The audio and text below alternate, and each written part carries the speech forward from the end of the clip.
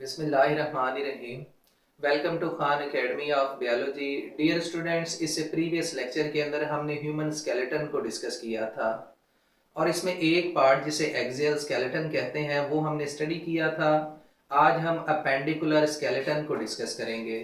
Appendicular skeleton के अंदर एक तो पेक्टोरल गर्डल और अपेंडेजेस जैसे कि फोरलिम्स को हम डिस्कस करेंगे। उसके बाद पेल्विक गर्डल और अपेंडेजेस जैसे कि हाइंड लिम्स को हम डिस्कस करेंगे।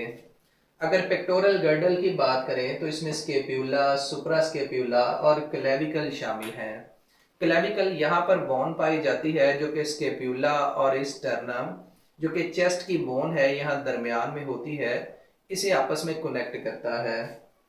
उसके बाद फोरलिम्ब की बात करें, इसमें ह्यूमरस, रेडियस, अल्ना, कार्पल्स जो कि 8 इन नंबर हैं, मेटाकार्पल्स जो कि 5 इन नंबर हैं और फ्लेंजेस जो कि 14 इन नंबर हैं, इसे हम डिस्कस करेंगे। इन तमाम बोन्स को हम इस डायग्राम की मदद से भी समझने की कोशिश करते हैं। हमारे पास ये जो बड़ी बोन है जो कि यहाँ पर मौजूद होती है, इसे हम स्केप्यूला कहते हैं। स्केप्यूला के बाद हमारी आर्म में यहाँ पर एक लॉन्ग बोन है, ये वाली, जिसे हम ह्यूमरस कहते हैं। ह्यूमरस के बाद यहाँ पर दो बोन्स हैं, एक को हम रेडियस कहते हैं और दूसरी को हम अल्ना कहते हैं। रिस्ट के अंदर भी कुछ बोन्स हैं, इन रिस्ट की बोन्स को हम कार्पल्स कहते हैं जो कि 8 इन नंबर हैं। उसके बाद ये जो पाम है, यहाँ पर भी बोन्स हैं, इन बोन्स को हम मेटाकार्पल्स कहते हैं जो कि 5 इन नंबर हैं। फिंगर की 14 बोन्स हैं जिन्हें हम फ्लेंजेस कहते हैं। यहाँ पर दो तरह के जॉइंट्स बनते हैं, एक यहाँ पर जिसे बॉल एंड सॉकेट जॉइंट कहते हैं।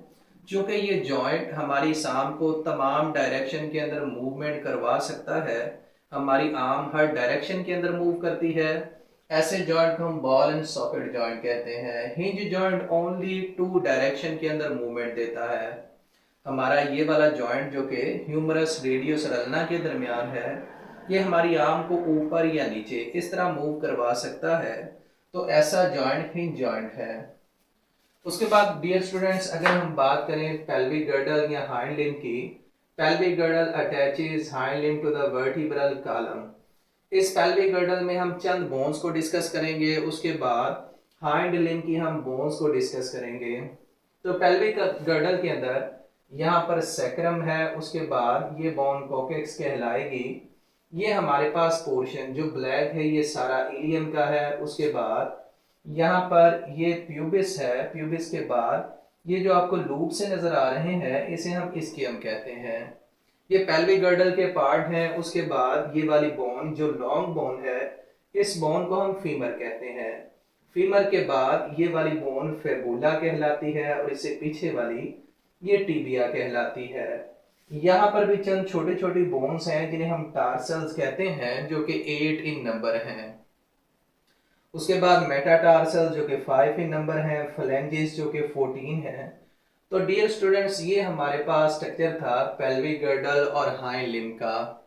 हमारे पास यहाँ पर भी बॉल एंड सॉकेट जॉइंट बनता है, यहाँ पर हिंज जॉइंट बनेगा और इन दोनों जॉइंट्स को इससे पहले हम डिस्कस कर चुके हैं। तो डियर स्टूडेंट्स, ये हमारे पास टॉपिक था अपेंडिकुलर स्केलेटन।